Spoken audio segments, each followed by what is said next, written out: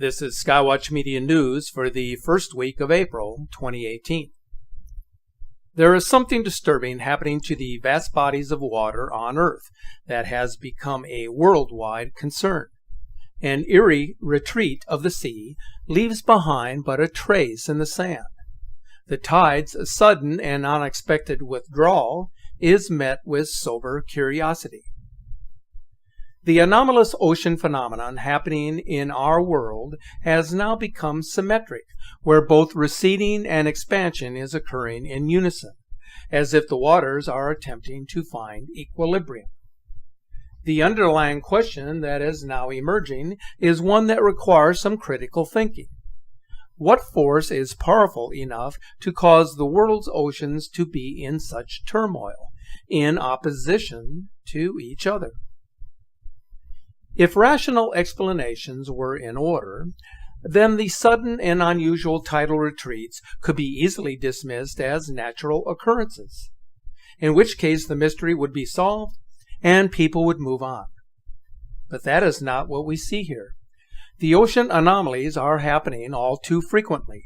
There is a pattern developing, and people have come to understand that something just isn't adding up.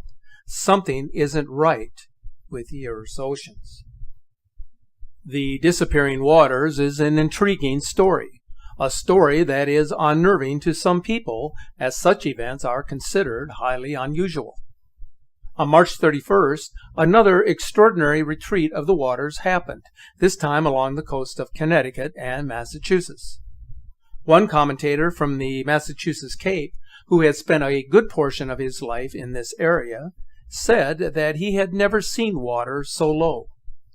Now, to be fair, there was a blue moon on the evening of March 31st, which also happened to be the fourth blue moon to rise since the beginning of 2018. But the sky phenomenon simply does not explain the unprecedented and extreme retreat of the waters in these coastal areas. There is likely other forces at play here. With each passing day, we discover something extraordinary has taken place somewhere in the world. In Argentina, the sudden appearance of a network of new rivers is creating havoc for farmers. The largest of these newly formed rivers actually began during a deluge back in 2015.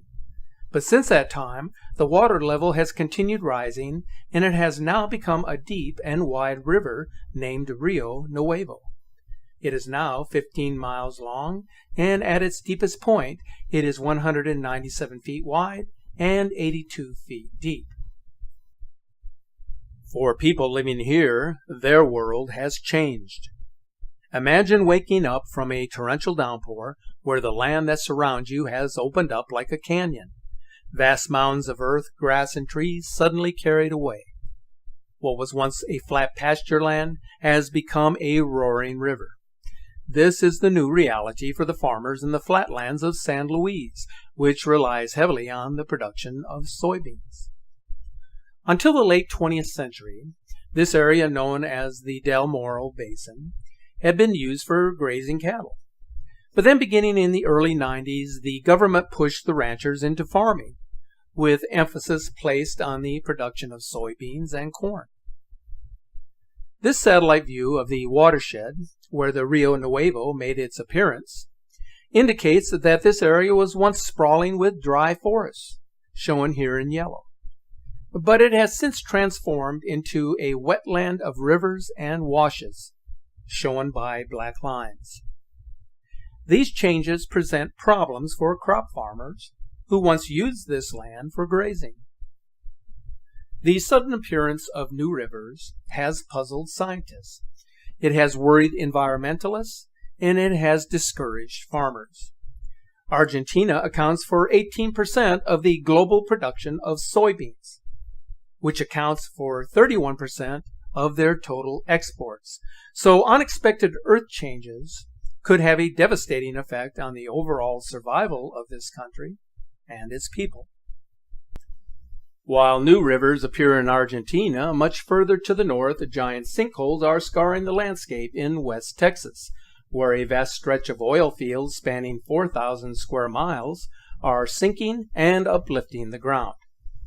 Satellite data used to measure ground changes shows multiple disturbances near Pecos, Monahans, Kermit, and Wink.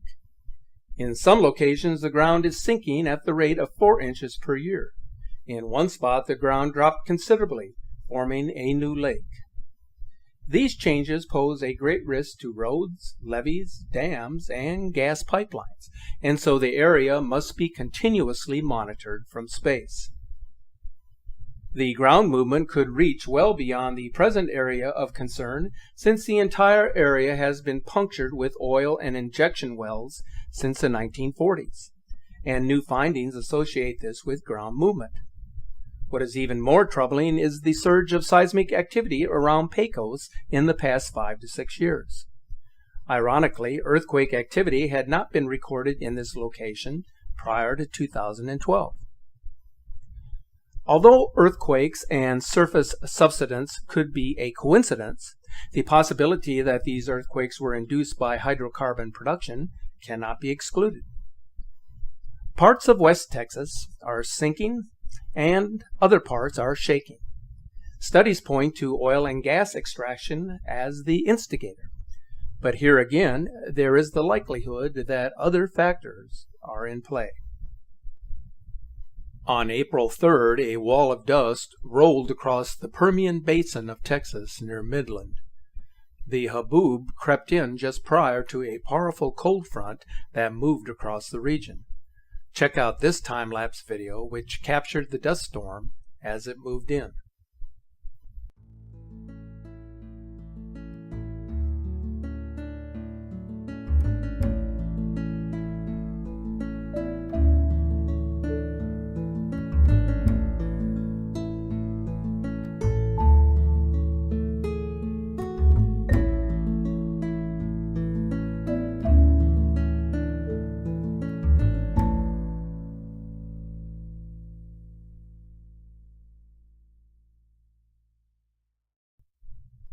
Volcanic unrest is increasing across the globe, and especially along the Ring of Fire, where several volcanoes are being carefully monitored in 2018.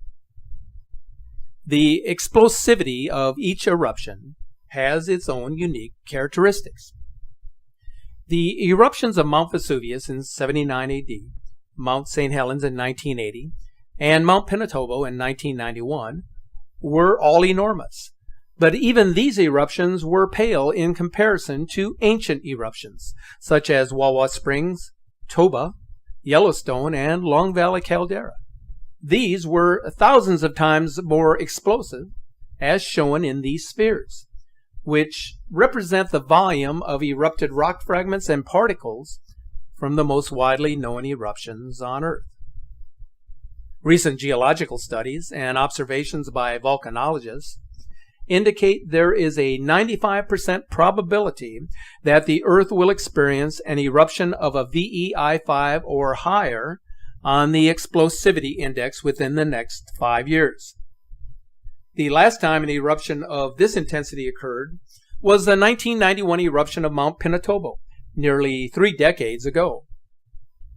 The time span between eruptions of this intensity has been as long as 23 years, going back 3 centuries, which means the current gap, which is 26 years, happens to be the longest in the past 3 centuries. Therefore, a VEI5 or higher eruption is overdue. Through the 20th century, as shown in this list, an eruption of intensity 5 or greater came at intervals, varying from 1 year up to 23 years. With an average interval of just under 7 years. As for the first 2 decades of the 21st century, there are no eruptions that have reached the level of a VEI5 or higher on the explosivity index, as shown in this graph. To assess the consequences of a VEI5 or higher eruption, it must be evaluated between a short and a long-term perspective. In the short term would be the immediate loss of life and property, which is dependent upon populations. There are far more people living in the danger zones today than there were in the past. but volcanologists are much better equipped to warn people of the dangers that lie ahead, allowing evacuations to take place much earlier.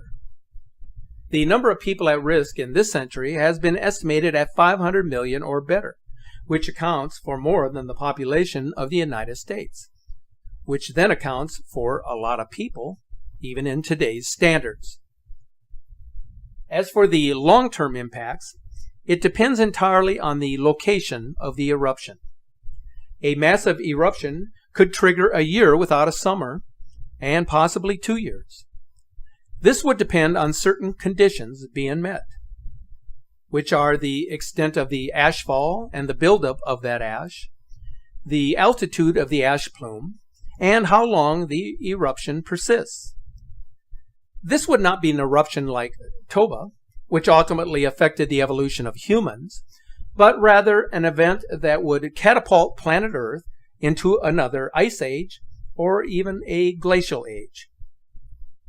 The size and magnitude of an eruption will then relate to the extent of the damage that results from the event. The most recent large eruptions are shown here. With the exception of Novaruptu, these volcanoes resulted in the immediate loss of life and structures, which were generated by pyroclastic flows, ashfall, gas emissions, and tsunamis. Here, too, we are referring to long-term consequences for the planet, where such eruptions impacted the climate for long durations, as the ash was injected into the stratosphere at high altitudes. Similar to the Mount Pinatubo eruption, it has the capacity to trigger temperature changes, which can severely affect crops, which can lead to famine and epidemics across the world. In the year 1816, following the eruption of Tambora, abnormal temperatures swept across China, Europe, and North America. It became well known as the year without a summer. So, should we be concerned about this? Absolutely, we should, as these eruptions are highly unpredictable, and the long-term damage that can occur is insurmountable. If history is any indication, this will happen again, and it cannot be prevented. If statistics are accurate of a 95% probability of a massive eruption, and we have no reason to believe otherwise, then we have 5 years or less until the next VEEI 5 or higher eruption takes place, in which the consequences will certainly be cataclysmic. So be prepared, or do the best you can to be prepared for the next volcanic winter, as it appears it is just around the corner, since there is no technological or engineering marvel that will be able to prevent this from happening. Unrest is building up in Iceland's second deadliest volcano, which for 250 years lied dormant. The seismic monitoring system of the Icelandic Meteorological Office has picked up 14 significant tremors in the volcano during March, which makes that month the most active for the volcano since systematic measurements began back in 1976. The tremors are very significant since the volcano has been historically quiet, which indicates that something unusual is happening here. Memories of the flight chaos caused by the 2010 eruption of this volcano in Iceland's glacial southern region may worry airlines and locals. 7 years ago, the volcano erupted, sending a choking veil of ash into the skies above Europe. The volcanic dust blackened out skies and grounded 100,000 flights, which severely affected Iceland's economy. This is just another sign that volcanic activity is increasing dramatically all around the world, which will require 24-hour monitoring in regions that are on alert status. Spring officially arrived to the Northern Hemisphere more than 2 weeks ago, but judging from the weather, it's still winter. Asir, a region in Saudi Arabia, was covered in snow following heavy rain and a drop in temperatures. The region experienced a mix of rain and snow for more than 6 hours on April the 3rd. In the upper Midwest, another winter storm dumped more than 7 inches in various cities across this region. A few cities had set daily snowfall records which shattered the previous ones. In Wausau, Wisconsin, the record was almost 4 inches greater than the previous record, set in 1923. More snow is expected, which may leave many of you asking, where is spring? Just about everyone is in agreement that the weather is out of control. But when it comes to determining the actual cause for the strange weather, there is much disagreement. Recently, a story surfaced which raises a red flag concerning weather modification, a technique used by industrialized nations to control weather patterns, usually for self-serving purposes. In an article dated April 1st, China is in the process of building a massive weather modification system. They are presently testing the system in the Tibetan Plateau through the use of cutting-edge technology. The system is created from a network of solid fuel-burning chambers that produce silver iodide, a compound with a structure much like ice that can be used in cloud seeding. Tens of thousands of small burning chambers will be installed across the Tibetan Plateau in an attempt to increase rainfall in the area. Once in place, the system has the potential to increase rainfall in the region by up to 10 billion cubic meters a year. The system has been developed by China's state-owned Aerospace Science and Technology Corporation. The weather modification system was originally developed as part of China's defense program. China, the United States, and Russia have all developed weather-changing technology to possibly impede opposition in times of conflict. Countries have researched ways to increase the chances of drought, flood, or other natural disasters. The chamber's operations will be guided by precise real-time data collected from a network of 30 small weather satellites monitoring monsoon activities over the Indian Ocean. The ground-based network will also employ other cloud seeding methods using planes, drones, and artillery to maximize the effect of the weather modification system. Tibetan Plateau has huge glaciers and massive underground reservoirs. The area is often referred to as Asia's water tower, and its effects directly to most of the continent's biggest rivers, including the Yellow River, the Yangtze, and the Mekong. The rivers are of extreme importance to almost half of the world's population. The government of Northeast India has raised concerns that China's weather modification system will trigger more devastating floods and will interfere with the natural ecosystem of the Tibetan Plateau. Weather modification has certainly been a topic of concern by those who have doubts about the implementation of the system or if it is actually being used for its intended purpose.